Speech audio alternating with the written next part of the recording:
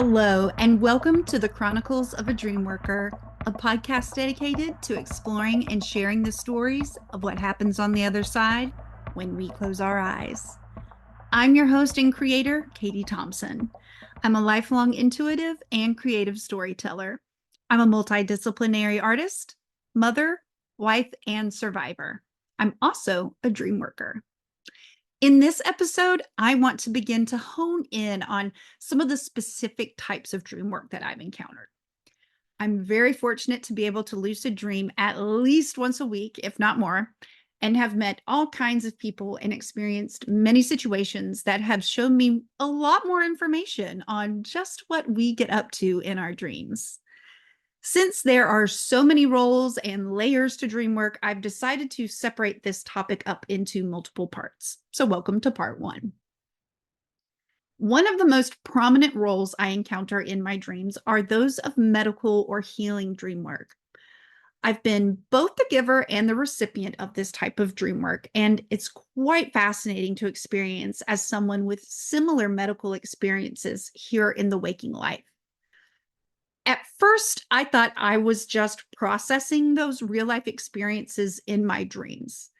It's taken me quite a lot of time to get where I am now in understanding my healing skills as a lucid dreamer.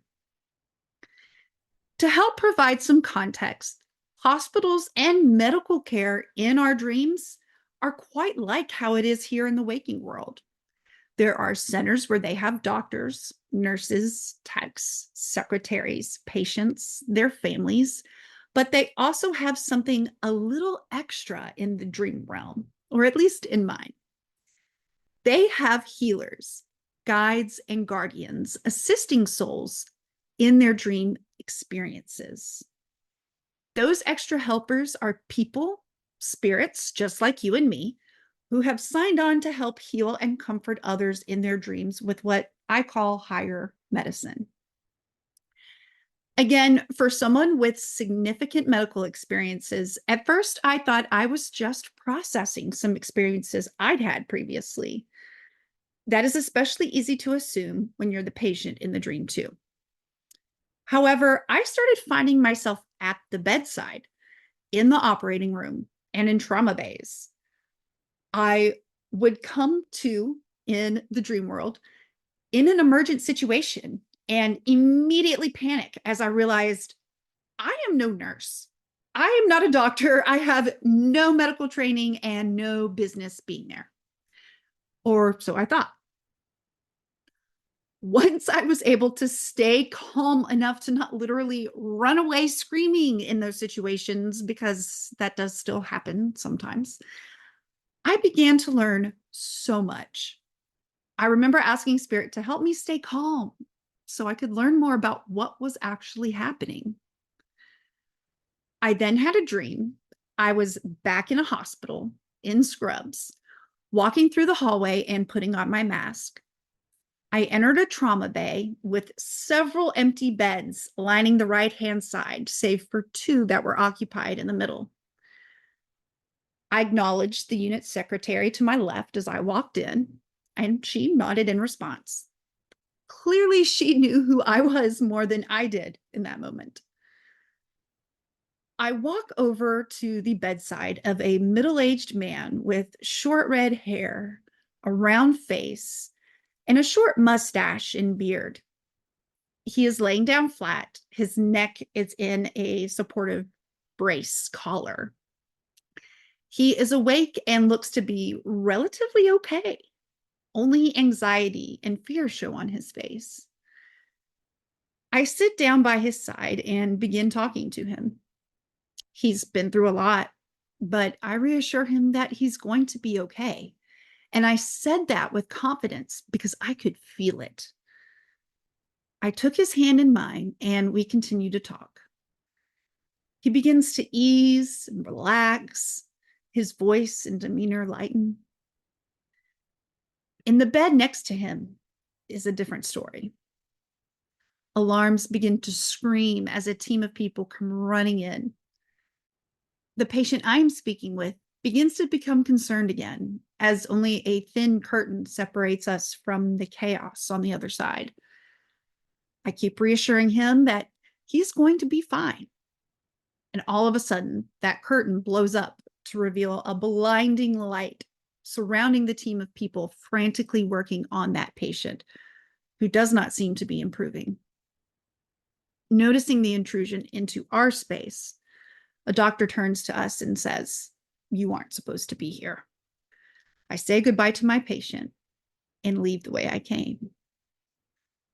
I was so thankful to Spirit for that dream. It answered so many questions that I had, but it also introduced more and only increased my desire to further understand what was happening. From that dream, I got to see myself in action as a dream worker from my lucid perspective.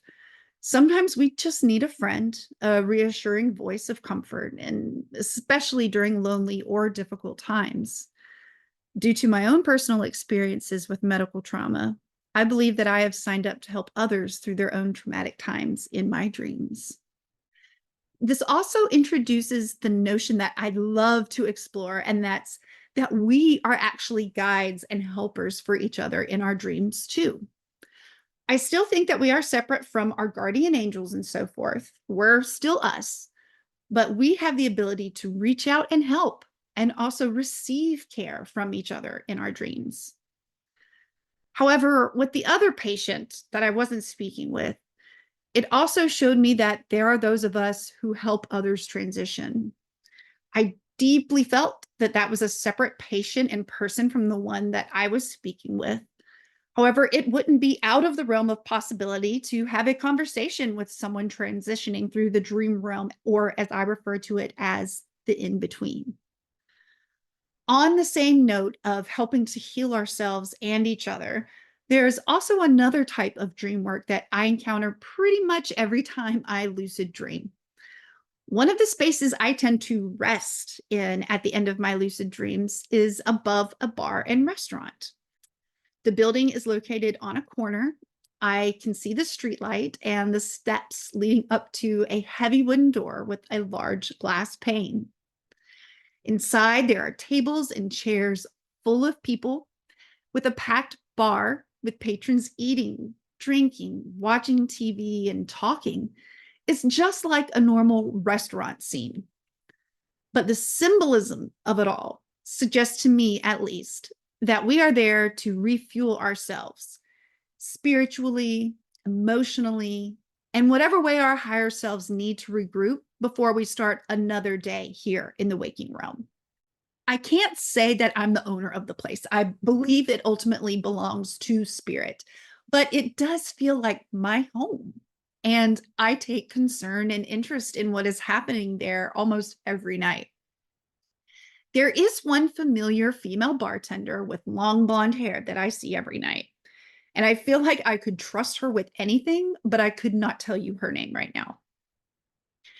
In the patrons, I see familiar faces and those of many strangers. I pass by each table to make sure everyone has what they need before I retire upstairs or head out on another dream adventure. I can tell that I take pride in this endeavor and I feel the weight of responsibility for this place. I believe we are there serving and receiving information from our highest selves and spirit to help us in our endeavors. People come there for spiritual nourishment, guidance, and what they need to continue on their journeys. It's quite an honor for me to be a part of. I'd also like to take a moment to highlight the act of cooking, serving, or sharing a meal with others in your dreams. For me personally, creating and sharing a meal with someone is one of the biggest acts of love and care that you can provide to someone. When I dream about cooking or preparing a meal, I'm usually with people I love at the end of a long dream or at the beginning of a bright morning. Again, that act of nourishing yourself and others has a lot of energy behind it, even in the dream realm. So pay attention to those dreams and who you're sharing your meals with. Remember, this is just a short sampling of some of the types of dream work out there. Have you experienced any of these in your dreams? Have you experienced something else? Let us know. That concludes this episode of Chronicles of a Dreamworker. Thank you so much for tuning in. I really hope you enjoyed it. I'd love to hear from you and hear more about your dreams. So drop me a message at dreamworkerchronicles@gmail.com. Be sure to like and subscribe if you're catching this on YouTube, and be sure to follow along on your favorite podcast platform. Wishing you sweet dreams. Chronicles of a Dreamworker is a Black Swamp production.